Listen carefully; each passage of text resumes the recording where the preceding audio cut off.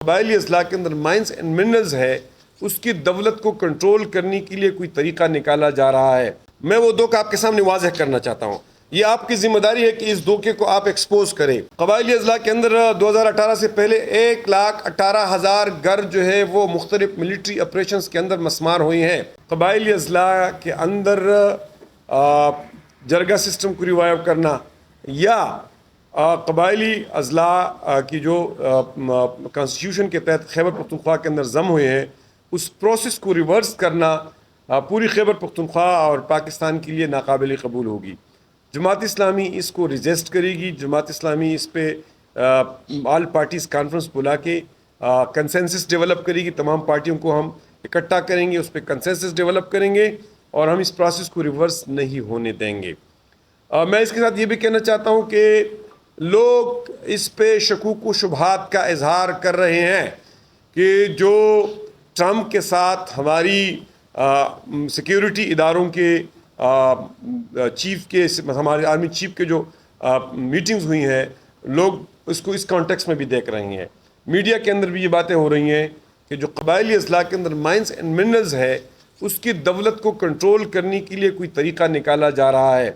اس لیے اس وقت کسی نئی قانون کو متعارف کرنا، یعنی اگر وہ قومی اسمبلی پاس کرتی ہے تو وہ انکانسٹیٹیوشنل ہوگی، لیکن صوبائی اسمبلی کے اندر بھی کوئی نئی چیز متعارف کرنے سے مسائل پیدا ہوں گے۔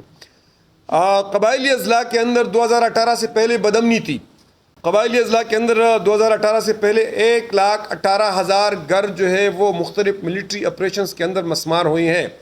قبائلی اضلاع کے اندر 1500 سے زیادہ اسکول 2018 سے، جب FCR تھا، جرگے کا نظام تھا، 1500 سے زیادہ اسکول جو ہے وہ ملیٹنسی کے اندر زمین بوس ہو گئے ہیں۔ اس کا جو صحت کا انفراسٹرکچر ہے وہ تباہ ہو گیا ہے۔ اس کے کاروبار اور بازار جو ہے زمین بوس ہو گئے ہیں۔ اس لیے 2018 سے پہلے کا جو نظام تھا وہ تاریک نظام تھا اور اس نے قبائلی اضلاع کو کوئی خوشی نہیں دی ہے۔ اسٹیٹسٹکس اور اعداد و شمار بھی اس بات کی گواہ ہیں۔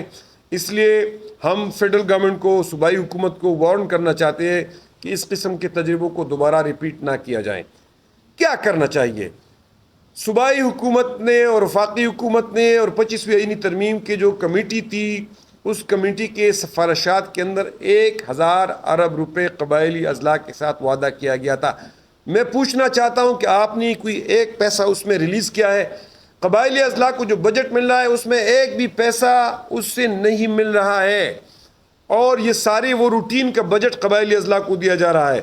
تبھی قبائلی اضلاع کے اندر گورننس گیپ ہے، اور کوئی بڑا پروجیکٹ، بڑی یونیورسٹی، میڈیکل کالج، کوئی بڑا روڈ 2018 کے مرجر کے بعد نہیں بنا ہے۔ ہم مطالبہ کرتے ہیں کہ وہ 1,000 ارب روپے کا پیکج فوری طور پہ دیا جائے۔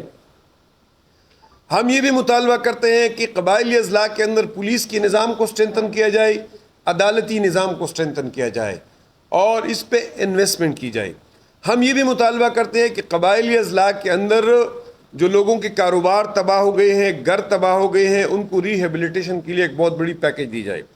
ہم یہ بھی مطالبہ کرتے ہیں کہ قبائلی اضلاع کے ساتھ جو روزگار کے وعدے کیے گئے تھے ان کو بھی پورا کیا جائے، اور سرتاج عزیز کمیٹی کی ریکمنڈیشنز کو مینو عن امپلیمنٹ کیا جائے۔ ہم ساتھ ہی یہ بھی مطالبہ کرتے ہیں کہ جو قبائلی اضلاع کے اندر صوبائی حکومت بجٹ پیش کرتی ہے، صوبائی حکومت ایکسلریٹڈ امپلیمنٹیشن پروگرام کے نام سے قبائلی اضلاع میں جو بجٹ ریلیز کرتی ہے اس میں دھوکہ کرتی ہے۔ اس دھوکے کو ختم کرے۔ میں وہ دھوکہ آپ کے سامنے واضح کرنا چاہتا ہوں۔ یہ آپ کی ذمہ داری ہے کہ اس دھوکے کو آپ ایکسپوز کریں۔ اس سال ADP کے اندر قبائلی اضلاع کے لیے 42 ارب روپے رکھے گئے ہیں اور اس کو نام دیا گیا ہے AIP انفنڈڈ، ایکسلریٹڈ امپلیمنٹیشن پروگرام انفنڈڈ۔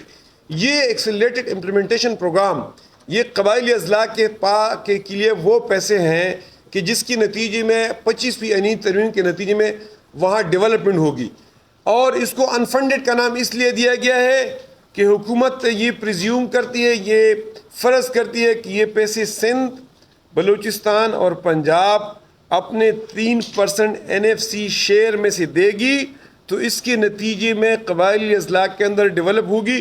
یہ پیسے عملاً صوبائی حکومت کو نہیں مل رہے ہیں، اور صوبائی حکومت 2018 سے مسلسل اپنے بجٹ کے اندر یہ 30 ارب، 41 ارب، 42 ارب اور 50 ارب روپے مسلسل ریفلیکٹ کر رہی ہے۔